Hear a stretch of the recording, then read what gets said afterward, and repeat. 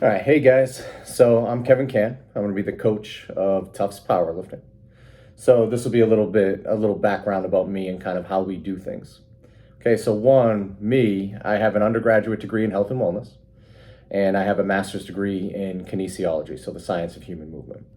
I've been coaching since 2005, so I did a lot of high school and college athletes back in the day. I've done general pop clients as well. I've been coaching powerlifting since 2015. So that's when Precision Powerlifting Systems, that's the team that I coach. I was mentored and I was a student of the famous Russian coach, Boris Shaiko. So Boris Shaiko went undefeated in international competition for 7 years in the IPF. So he was my first coach. I was with him for 3 years. Um, and then he stopped taking online clients and started just kind of focusing on his own thing at the gym over there. He is getting a little bit older. And over the course of time, so I've always had this philosophy of keeping an open mind and, making sure that we're always moving in a direction to get better. And one of the things is long-term improvements in strength. You can read about it in a textbook all you want, but the practical application of it becomes very, very different. So I've been fortunate enough that I've had lifters on my team that have been on my team for over 5 years now. So to find that continued success, it required us to kind of branch out. I talked to different people. I've been out to West Side. I've had conversations with Louis. And over time, we shifted from doing what we were doing with Shaco and doing more conjugate style training. And actually, like Shaco was a pretty big piece in this as well. So the Russian system was built off of schools. So these schools, every kid would be entered into them, and from like 6 to 9, they would do stuff like gymnastics, swimming, climbing rope, just like typical movement stuff. And then the following years, they would do a lot of like general physical preparedness type stuff, and very, very little. Let's say they're going to a school for weightlifting or powerlifting. Very, very little barbell stuff. Over the course of time, as they mature as an athlete, they get more of the barbell stuff and less of the general physical preparedness stuff. What you see here is you see the finished product. So Boris Shaiko, the higher frequency programming, so doing, it would be squat bench one day, deadlift bench the next, squat bench the next. It's very typical to what you see here on the internet, especially in the USAPL culture. And what that was the finished product. So by the time those Russian lifters got to that style of training, they had been lifting for well over 10 years. And they had built a very large base during that period of time. So typically what you get here is you get somebody who doesn't have much of an athletic background at all. Maybe they haven't been lifting weights much at all. And then they're getting a program that a Russian national level lifter would be getting. So basically what it does is it throws out a very easy program commercially. Like I think the commercialism of online coaching made a difference with this too, because you can have as many clients as you want if you're just giving them these types of lifts, because it doesn't require much of a training skill to run at all. So what you end up getting is you get the ones who are built leverage wise, that'll do very well, or you get previous athletes that had a lot of lifting experience. So typically like football players here in America tend to hit the weight room when they're pretty young. So they build a base. Previous bodybuilders build a base. So you get the ones who've done that work will do very well in a program like that. But what ends up happening is if there's gaps in any of those like athletic qualities that need to be developed in order for somebody to achieve their highest level of skill, we need to somehow fill in those gaps. And so when you get people who aren't necessarily built for it, they don't have a huge background in lifting weights or even in like sports performance. Like for me, I played college soccer. And then I was a pro MMA fighter for 10 years after that. I didn't do a lot of like heavy lifting type of weights. It was more just like moving around and stuff. So even then, like the difference between the skills necessary for two sports like that and a strength sport are very, very different. So what we need to do is we need to find a way to fill those gaps. And that's where a conjugate program comes in. So a conjugate program is built off of the methods of training, Zatsiorsky's 3 methods. So this is found in Science and Practices of Strength Training, which was a textbook I used both in undergrad and graduate school. We actually had to read it. So I interned at Harvard University, and we actually had to read it for the internship there. So the first method is the max effort method. So basically on this day, what we're going to do is we're going to work up to the heaviest single that we're capable of accomplishing that day. I'm not talking like eyes bleeding, body shaking type of single, but a good hard strain. And what we're trying to develop here is increased inter and intramuscular coordination. So we're trying to apply maximal force to a barbell. All of our muscles and our nervous system have to be in sync. So that's what we're kind of working there. So the closer we get to maximal, the more coordination we're going to develop in that type of scenario. The drawback to it is it can come with a little bit higher of a recovery cost. So this is why we set up our program in an upper-lower split.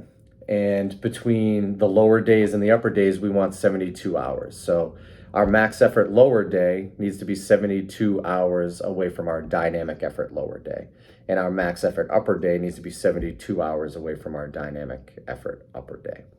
Okay, so our maximal effort's working on maximal strength, right? We're trying to coordinate the body in a way to move as much weight as humanly possible.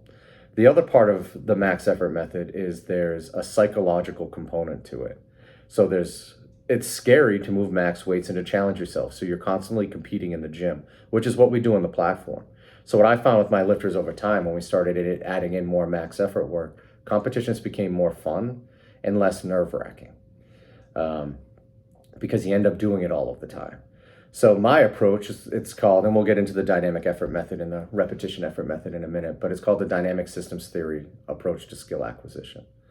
So there are 3 points to this. You have the person, which would be every single one of you guys, and what you bring to it, right? So your subconscious writes this autobiography about all of your past experiences, your future predicted outcomes, your current assessment of your abilities. And a lot of this, almost all of it, is not even within your conscious narrative. So even if you're trying to tell yourself and create this story around it, you can't bullshit yourself. So your subconscious knows. So you're bringing all of this stuff to the table. So what we're trying to do a lot with training is trying to rewrite that autobiographical data, right? So if you're constantly finding success in the gym, challenging yourself, doing things that are hard, right? Challenge versus threat, right? Not pushing it so much that you're just anxious all the time. But finding that balance of constantly pushing those limits up, we can build that subconscious autobiographical data so that you guys can be a little bit more in the mindset of being competitive, not letting the nerves get to you and stuff like that. On top of that, you're all built differently anatomically. And there's, this is where the individuality of training, everybody gets the same program, but where you need to make the adjustments is kind of what I teach. And you'll kind of learn over time from doing. So you have you, the person, then you have the environment. So there are multiple environments that you're in all day long, and they all have an impact on your energy reserves, right? So if you're constantly reading and studying, right, your mental energy is going to be depleted a little bit. And this is how training needs to be adapted to fit like those needs at times. So you have your school environment, you have your friend environment, you have your family environment, and you have your gym environment. So within the gym environment, what we're doing is we're setting up various tasks. So we want to challenge the skill of squatting and benching and deadlifting in every way imaginable. So for your brain to care, to give a lot of reserves, there's always going to be there's this balance of where your body wants to conserve energy, but at the same time wants to dominate its environment. So if you create an environment where the body has to experience a certain movement in multiple different ways under multiple different scenarios, it catches the brain's attention. And that's where learning happens. And that's how we develop stable skills. Not from practicing the same thing over and over and over, but from challenging the skill over and over and over and over. And what we use is those max effort days and those dynamic effort days, but mostly the max effort days, to figure out where the weak links in our chain are. And then we go after them with our accessory work. Okay. So dynamic effort day. So max effort day, again, is made to build strength. Dynamic effort day is to move fast. So you have motor units, and it's called the size principle. So the smallest ones are recruited first, and then the bigger, larger, stronger ones are recruited last. What we want to do is we want to get more motor units involved more quickly and to have greater synchronization amongst them so that you can get to max force more quickly. Because no matter what, maximal strength is still measured by time. It's called the force time curve.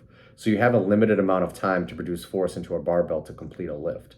So we need to make sure we're developing the skill to hit that max force as fast as possible. So this is where dynamic effort work comes into. If you read the packet, you'll get the information of the weights and stuff we use for there. You have to use bands and chains for this, because under 75%, and even for more explosive athletes, under 85%, the barbell has natural deceleration because of the force posture curve. So as leverages improve, barbell velocity at the top is going to be 0 of completing a lift. So all of the force is going to be produced, max force is going to be produced where you have the least amount of leverage. And then as leverages increase, force is going to decrease. So there's a deceleration that occurs. So you can't get faster by training slower. So we put bands and chains on the bar so that it diminishes or at least minimizes the deceleration that's going to occur on that barbell, so that we can produce max force. In a typical strength and conditioning setting, this is where like med ball work, the Olympic lifts come in, but we make it a little bit more sport specific by using the 3 lifts to develop the speed at the angles that we typically compete in. We'll use a box. So a box increases explosiveness because in physics it's called a collision. So this is how you sprint. When you sprint, there's a collision between your foot and the ground, and then there's deformation that happens at the Achilles tendon. And the thicker the tendon is, the greater the deformation, the greater the elastic rebound. Elastic rebound doesn't require energy from us. So if we develop this, it actually becomes easier to recover from higher effort bouts of training. But then there's other things that we have to take into consideration too. So with the box squat, when we sit on the box, there's deformation of the tissues of the hamstrings and the glutes. So that deformation sends a message to the nervous system, and you get a stronger concentric contraction. You do it enough, it develops a neurological adaptation to move faster out of the bottom of the lift, and that's what we're trying to develop. Which is why we use that a lot. Also, sitting back is going to help you guys kind of develop muscle mass in the right areas. And then the last method is called the repetition effort method. So the majority of our volume comes from accessory work. This starts with our primary accessory lift, which tends to be a compound barbell movement. It might be a good morning. It might be another box squat. It might use a specialty bar, but it tends to be a compound movement using some type of barbell. And then after that, we'll have, the total accessories will be between 3 and 5. So then after that, it kind of filters down into more like bodybuilding stuff, but it's bodybuilding for powerlifting. So we'll attack the muscle groups that are important. And over time, you guys will kind of learn how to analyze your own weaknesses and how to kind of adjust those. So we're getting a little bit more attention spent on developing the areas that need to be brought up. So this is how we fill the gaps too, right? So if you haven't played sports, we need to develop explosive power. So plyometrics can be used here, like box jumps and stuff like that. But that's what that dynamic effort work is for. It's called speed work. Because that's going to help develop your explosive power. And then we have max effort strength. So if you've never done strength stuff before, we're going to develop the coordination to apply maximal force. So maximal force quickly, maximal force, and the repetition effort method helps build some muscle mass, build up weak areas, and then we combine it with the higher coordinated efforts. So that's kind of like, in a nutshell, what the program's going to look like. So it'll be 4 days of training. And whether I'm there or not, the training stays the same. And you guys are going to learn how to coach each other too. So instead of screaming up every time somebody's trying to lift, we're going to learn how to give appropriate feedback so you guys can be training partners. Like watching for depth, spotting. When we're cueing, we want to use words like fast, balanced, powerful, stuff that, because all the upper brain does is intent. It doesn't have anything to do with movement. Movement itself is a subconscious process. And we don't want it to be conscious. Conscious processing slows it down. So what we want to make sure we're lifting within the rules all the time. People are giving feedback on what they're seeing with the lift so that everybody knows where their weaknesses lie. And then they can attack those weaknesses, and we'll mess around with different exercises and stuff. And you guys will kind of learn the process as we go along. My job is to teach you guys. It takes a while to learn how to develop a training skill so that you can develop the skills necessary to continue to advance. Earlier on, the first 2-3 years, those beginner gains come, and it's pretty easy. But for longer term development, it requires a higher level of training skill. So George Halbert, who was one of the best benchers of all time, said training requires 3 things: patience, knowledge, and determination. And I think that sums it up pretty good. So if you guys have questions or whatever, I know this is kind of a longer video, just feel free to reach out in that Slack channel.